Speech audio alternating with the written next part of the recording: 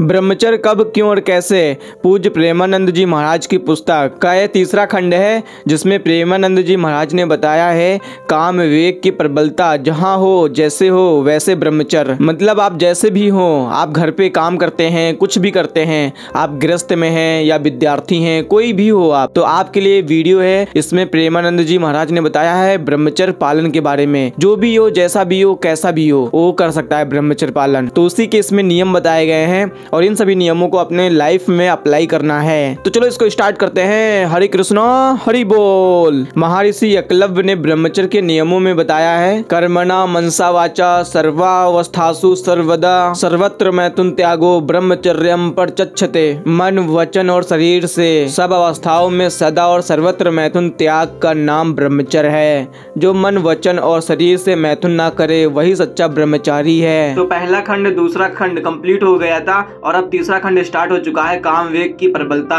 जहाँ हो, जैसे हो वैसे ब्रह्मचर्य। और इस बुक का ये 9वां चैप्टर है, जिसमें पूज्य प्रेमानंद जी महाराज ने वर्तमान समय और ब्रह्मचर्य के बारे में बताया है।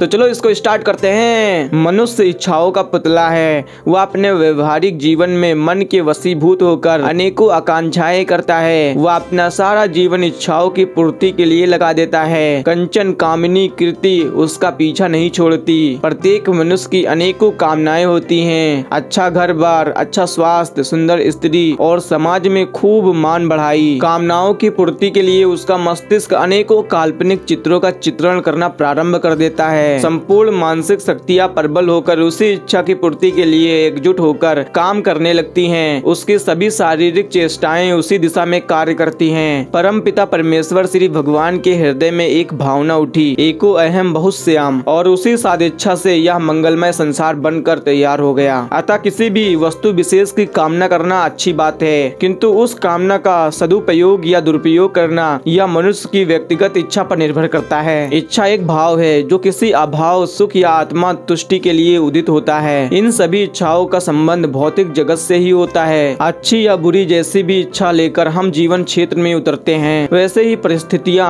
और सहयोग भी जुटते चले जाते हैं। मनुष्य शरीर में 5 ज्ञानेंद्रियां हैं। वे सभी मस्तिष्क के साथ जुड़ी हैं। मस्तिष्क से ही अपनी अपनी अनुभूत संवेदनाएं वे ग्रहण करती हैं। उस विषय की जानकारी मस्तिष्क तक पहुंचती है और मस्तिष्क वस्तु स्थिति का परिचय प्राप्त करने के अतिरिक्त उनका निरीक्षण परीक्षण भी करता है और अगले क्षणों में क्या करना है इसका निर्धारण करता है। तदनुसार अन्य अवयव अपना कार्य प्रारंभ कर देते हैं। मस्तिष्क की कल्पनाएं भी अपना काम करती हैं। जो उपयोगी समझी जाती है वह महत्व पाती है और जो निरर्थक होती है उसे उपेक्षित कर दिया जाता है। इसी प्रकार हमारी शारीरिक मानसिक गतिविधियों का सूत्र संचालन होता रहता है। 5 ज्ञानेंद्रियों और 5 कर्मेंद्रियों में से उन्हीं की सक्रियता बढ़ती रहती है जिनका निरंतर उपयोग होता रहता है। कर्मेंद्रियों की दृष्टि से विषय आहाय, ज्ञानेंद्रियों की दृष्टि से प्रकाशमय और अंतःकरणों की दृष्टि से धार्य है। अर्थात कर्मेंद्रियां विषयों का आहार करती हैं, अर्थात उन्हें व्याप्त करती हैं। ज्ञानेंद्रियों विषयों को प्रकाशित करती हैं और अंतःकरण विषयों का स्मृति आदि के रूप में धारण करते हैं। इंद्रियां आत्मा की औजार हैं, सेवक हैं। प्रभु ने इन्हें हमें इसलिए प्रदान किया कि इनकी सहायता से आत्मा की आवश्यकताएं पूरी हो सकें। सभी इंद्रियां बहुत उपयोगी हैं। सभी का कार्य जीव को उत्कर्ष और आनंद प्राप्त कराना है। यदि इनका सदुपयोग किया जाए तो मनुष्य निरंतर जीवन का मधुर रस चखता हुआ जन्म सफल बना सकता है। किंतु इंद्रिय निग्रह आवश्यक है। निग्राहित इंद्रियों से बढ़कर मनुष्य का सच्चा मित्र तथा अनियंत्रित इंद्रियों से बढ़कर शत्रु और कोई नहीं है। इंद्रियों का दुरुपयोग ही नाश का कारण है। प्रमाद में फंसी इंद्रियों के सुख में स्थिरता नहीं है। इंद्रिय सुख के लिए मनुष्य को अनेक कुचक्रों कुटिल नीतियों का अवलंबन लेना पड़ता है। एक इंद्रियों को तृप्त करते करते मनुष्य अधिक संसारिकता में लिप्त हो ही जाता है। जब तक मन और इंद्रियों पर पूरा नियंत्रण नहीं होता तब तक सुख की आशा करना व्यर्थ है। स्वयं भगवान श्री कृष्ण ने गीता में निर्देश किया है कि आसन्नतात्मना योगो दुष्प्राप इति मे मति वैश्यात्मना तु यतता शक्यो अवा समाप्तुमुपायता, अर्थात मन को संयमित न करने वाले पुरुष के द्वारा योग प्राप्त करना कठिन है। स्वाधीन मन वाले प्रयत्नशील पुरुष के द्वारा ही योग प्राप्त होता है, इष्ट सिद्धि प्राप्त होती है। अभ्यास और वैराग्य से मन को वश में करने में बहुत सहायता मिलती है। यह स्थिर और चंचल मन जिस जिस कारण से संसार में जाए उससे हटाकर इससे आत्मा में लगाएं। वासनाओं को जीतने के लिए आध्यात्मिक चिंतन अति आवश्यक है। जिन लोगों के मन पर वासनाओं ने अधिकार जमा लिया है और जो इसके फलस्वरूप इंद्रियों के दास बन चुके हैं, उनका छुटकारा सहज ही नहीं होता। वे विषयों की बुराइयों को जानकर भी निर्बलता अथवा मोहवश उनके फंदे से नहीं निकल पाते। इन वासनाओं में हमेशा काम वासना ही सर्व प्रधान होती है और सबसे पहले उसी की निग्रह की चेष्टा की जानी चाहिए। काम वासना बहुत शक्तिशाली होती है। यह एक कुसुम धनुष साथ लेकर चलती है जिसमें मोहन, स्तंभन, उन्मादान, शोषण और पतन रूपी 5 वाण सजे होते हैं। विवेक, विचार, भक्ति और ध्यान इस घोर राग को भेदने का कार्य करते हैं। इंद्रिय निग्रह का मूल मंत्र अपने को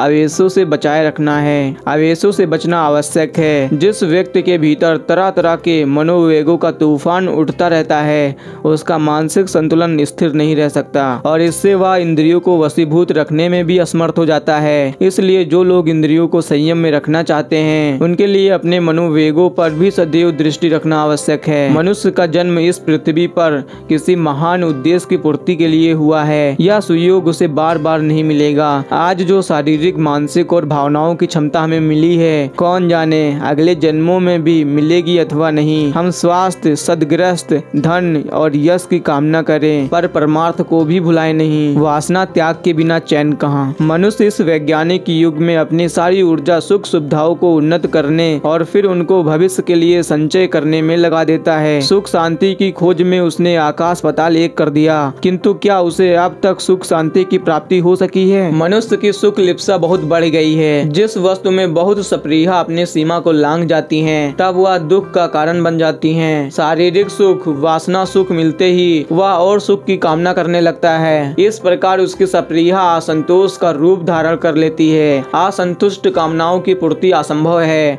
जहाँ असंतोष है, अतृप्त है, वहाँ सुख और शांति कहाँ। असंतोष में बदली हुई अपनी लिप्सा पूरी करने के लिए कामनाओं से प्रेरित किया हुआ मनुष्य उचित, अनुचित, उपयुक्त, अनुपयुक्त सभी प्रकार के काम करने में प्रवृत्त हो जाता है। प्रत्येक मनुष्य की भोगोच्छा ही दुख एवं अशांति का बड़ा कारण है। वह इस भ्रम का शिकार बना हुआ है कि सुख का निवास सांसारिक भोगों में है। जो लोग चंद घड़ी के सुख के लिए ब्रह्मचर्य का त्याग कर देते हैं वे जीवन में कभी सुखी नहीं रह पाते। अधिक भोग विलास में लिप्त व्यक्ति तीनों तापों से त्रस्त रहते हैं। उनका शारीरिक स्वास्थ्य नष्ट हो जाता है, मन मलिन हो जाता है, बुद्धि का पतन हो जाता है। भोगों की तृष्णा एक ऐसी अच्छे प्यास है जो कभी शांत ही नहीं हो सकती। राजा ययात भोगों में आनंद की कल्पना कर बैठे। परम सुख पाने के लिए वे पूरी तरह से भोगों में डूबे रहने लगे। उनकी शक्ति समाप्त हो गई, किंतु भोग इच्छा और भी बढ़ गई। विषय वासनाओं के बंदी राजा ने कोई उपाय न देखकर अपने छोटे पुत्र से 1000 वर्ष तक के लिए जवानी की याचना की, इसलिए कि वे अपनी अतृप्त काम वासनाओं को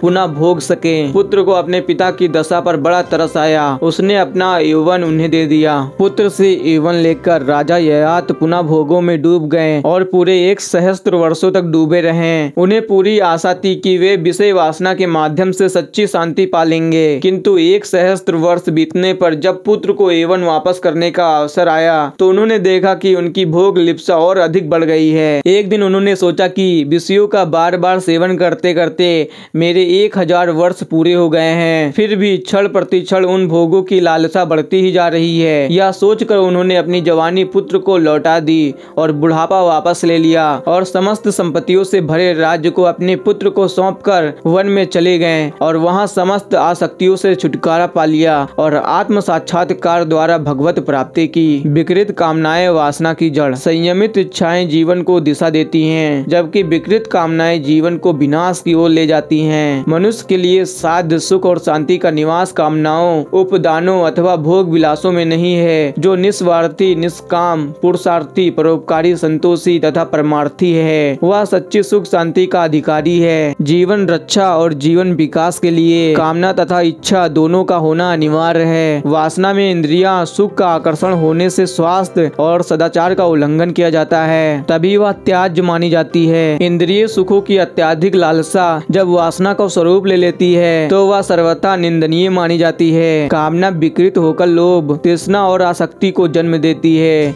इन विकारों के बढ़ जाने से मनुष्य की इच्छा शक्ति एवं आत्मबल क्षीण हो जाते हैं और फिर भय, आशंका, चिंता, अशांति आदि का प्रादुर्भाव होता है, जिससे मनुष्य का आंतरिक एवं बाह्य जीवन संघर्षमय बन जाता है, जिसका परिणाम पतन, विनाश, असफलताओं के रूप में निकलता है। काम और वासना की विकृति से मनुष्य में कई शारीरिक एवं मानसिक विकार पैदा हो जाते हैं, जो मनुष्य के जीवन क्रम तथा चेष्टाओं में असंतुलन पैदा करते हैं। इस स्थिति में मनुष्य का अभिमान प्रबल हो जाता है और अभिमान के खूंटे से बंधी हुई साथ साथ विकृत वासना कामनाओं की जड़ें मजबूत हो जाती हैं। कामना वासना में विक्षेप पड़ने से उसके अहंकार को चोट पहुंचती है और इसकी परिणति क्रोध के रूप में प्रकट होती है। क्रोध से बुद्धि विवेक नष्ट हो जाते हैं और मनुष्य जो चाहे सो कर बैठता है। वासनाओं की पूर्ति में विक्षेप पड़ने पर आए दिन होने वाली दुर्घटनाओं का प्रत्यक्ष में दिखने में आ रहा है। मूल सार बात यह है कि मनुष्य अपनी कामना, वासना, इच्छाओं को स्व से हटाकर पर की ओर प्रेरित करें। स्थूल जीवन से हटाकर आत्मा परमात्मा की ओर अभिमुख हो। वर्तमान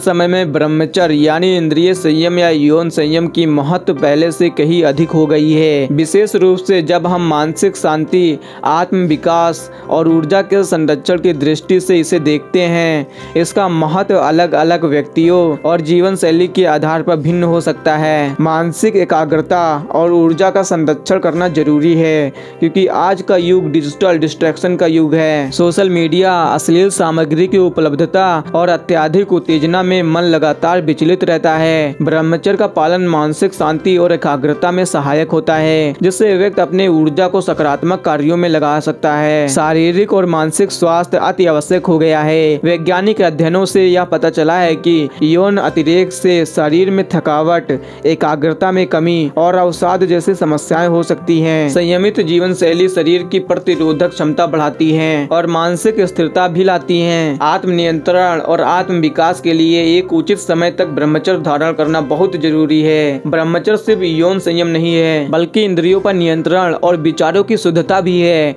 इससे व्यक्ति अपने भीतर की शक्ति को पहचान सकता है और आध्यात्मिक उन्नति कर सकता है। संबंधों में शुद्धता और सम्मान की अति आवश्यक। यहाँ संबंधों में शुद्धता और सम्मान से अभिप्राय यह है कि किसी भी रिश्ते में स्वार्थ, वासना या शारीरिक लालसा की प्रधानता न होकर सम्मान, आत्मीयता और सच्ची भावना का स्थान हो। ब्रह्मचर्य का अभ्यास करने से संबंधों में लालसा और स्वार्थ की भावना कम होती है, जिससे रिश्ते ज्यादा आत्मिक और परिपक्व बनते हैं। युवकों के लिए विशेष रूप से उपयोगी। आज के युवा अनेक प्रकार के व्यसनों से घिरे हुए हैं, जिनमें यौन आसक्ति प्रमुख है। यदि युवा ब्रह्मचर्य के मर्म को समझकर उसका पालन करे तो वे अपनी ऊर्जा को पढ़ाई, करियर और आत्मनिर्माण में लगा सकते हैं। क्या यह हर किसी के लिए जरूरी है? ब्रह्मचर्य का पूर्ण पालन, पूर्ण यौन संयम सभी के लिए अनिवार्य नहीं, पर आत्मनियंत्रण और संतुलन का अभ्यास हर किसी के लिए उपयोगी है, चाहे वह गृहस्थ हो, छात्र हो या साधक। अतः ब्रह्मचर्य आज के समय में आत्म संयम, मानसिक शांति,